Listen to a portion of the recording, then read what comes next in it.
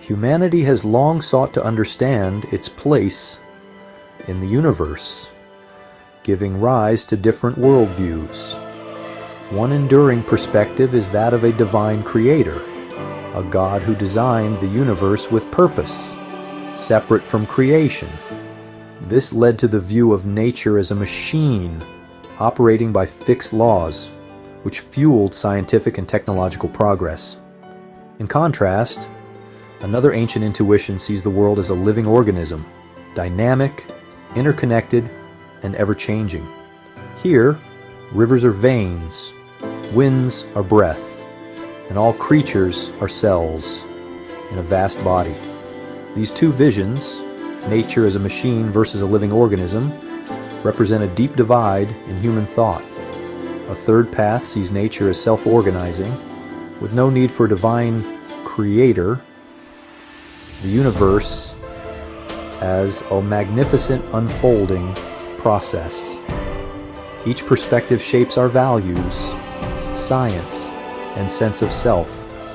The lens we choose influences how we relate to the living planet and our place within it.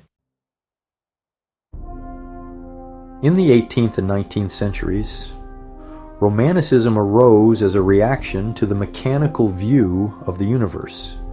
Romantics saw nature as alive and spiritually significant, a source of awe and healing. Poets like Wordsworth and Shelley found the divine within nature itself, not in a distant God. In contrast, materialism claims only matter and energy exist, with no inherent purpose or spiritual realm. Yet even materialists find wonder in the complexity and beauty that arise from simple processes. The universe, whether seen as sacred or purely physical, inspires awe through its vastness and intricacy. Both views seek meaning, one in spirit, the other in the marvel of natural law. Ultimately, nature remains the ultimate reality, a grand story in which we play a fleeting part.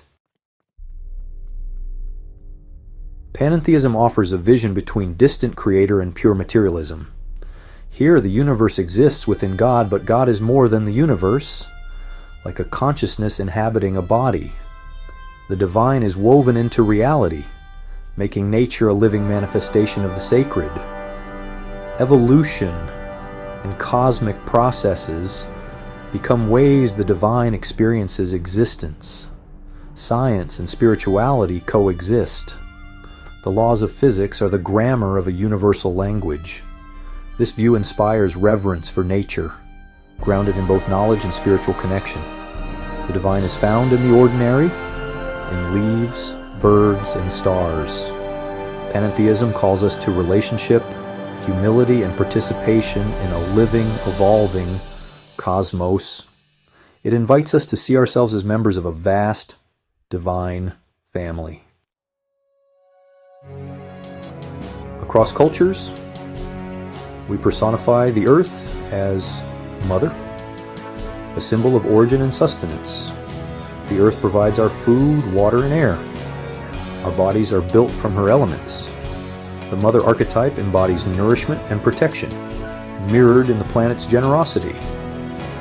Yet, she is also powerful and unpredictable, source of both life and destruction. Gentle rains and fertile soil can give way to storms and earthquakes. This duality commands respect and humility. Seeing Earth as mother shapes our sense of responsibility. We are her children, bound by duty of care. Environmental harm becomes a moral failing, not just a practical mistake. The archetype fosters gratitude and a deep emotional connection to the planet. It transforms environmental ethics into a matter of familial obligation. The image of Mother Nature continues to remind us of our dependence and kinship with the living world. Charles Darwin, often seen as a cold mechanist, was deeply moved by nature's beauty and complexity. His writing reveals a poetic appreciation for life's interconnectedness and creativity. In Tao, Darwin describes a tangled bank teeming with diverse interdependent forms. He saw evolution as an ongoing, creative process, endless forms, most beautiful and wonderful, evolving from simple beginnings. For Darwin, the absence of a divine designer made nature's grandeur even more astonishing. His vision bridges science and reverence, connecting us to a 4-billion-year-old story of life. Every living thing becomes a moment in this ancient unfolding narrative. Darwin's science invites us to marvel at creation's ongoing wonder. Even materialism embraces the archetype of the Great Mother, nature as the ultimate source and reality. She is profoundly creative, forging stars, planets, and life from simple elements over billions of years. Nature is the ultimate artist, her creativity boundless, her ingenuity infinite, yet all without a plan. But she is also destructive asteroid impacts, supervolcanoes, and extinction events are part of her story. Creation and destruction are inseparable. New forms arise as old ones vanish. This duality inspires humility and awe, reminding us of our smallness and the fleeting nature of existence. Nature is not here to serve us, it simply is.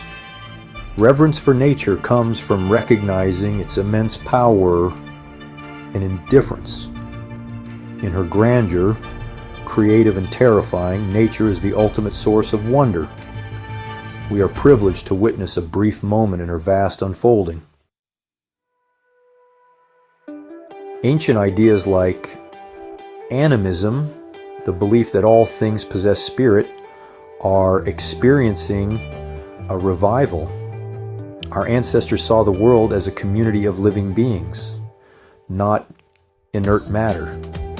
This worldview is being reconsidered by philosophers and scientists seeking alternatives to a purely mechanical universe. Animism fosters respect and relationship. If rivers and forests are alive, we treat them differently. Panpsychism, a related idea, suggests consciousness is a fundamental property of all matter. Even the simplest particles may have a flicker of experience. This challenges the view that consciousness only emerges in complex brains. Perhaps mind has always been present in some form throughout the universe. Panpsychism invites us to see the universe as alive with mind, even at the smallest scales. Atoms become systems with their own flickers of proto-consciousness, expressing their nature through physical laws. As matter becomes more organized, molecules, cells, organisms, consciousness grows in complexity. Life is matter, waking up to itself.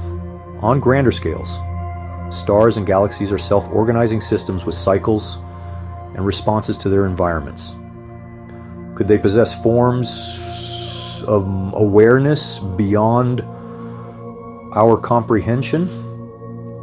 Panpsychism opens the possibility of a cosmos filled with experience, not emptiness. The universe becomes a living story, rich with mind in forms we may never grasp. For millennia, humans saw the sun as a living being, a deity, a conscious source of life. Modern science reveals the sun as a star, powered by nuclear fusion, with dynamic cycles and immense energy. Yet, in understanding its mechanics, have we lost our sense of its living presence? Panpsychism suggests the sun's complexity could support a form of consciousness, utterly alien to ours. Its thoughts might be magnetic fields. Its moments could last centuries. The sun's awareness, if it exists, would be one of energy and light. This idea re-enchants our relationship with the star that sustains us. We can see the sun not just as a furnace, but as a vast, ancient mind. It is the living heart of our solar system, bathing us in life-giving light. Such a vision invites awe and gratitude for our place in the cosmos. Modern life often disconnects us from nature, but reconnection is possible through simple, mindful practices. Sit quietly outdoors, on a balcony, in a park or garden, and listen to the world around you.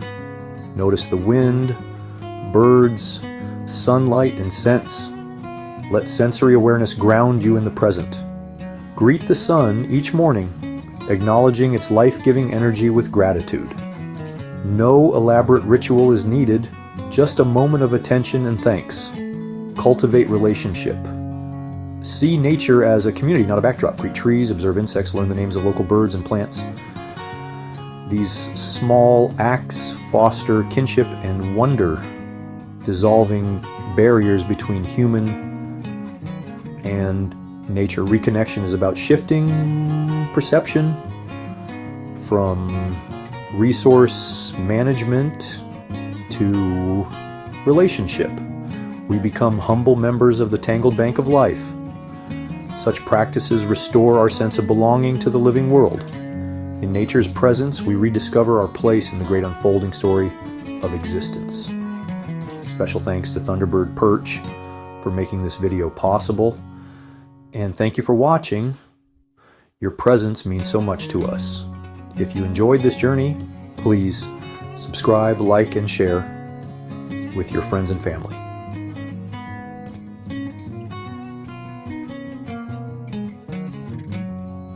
A new world awaits.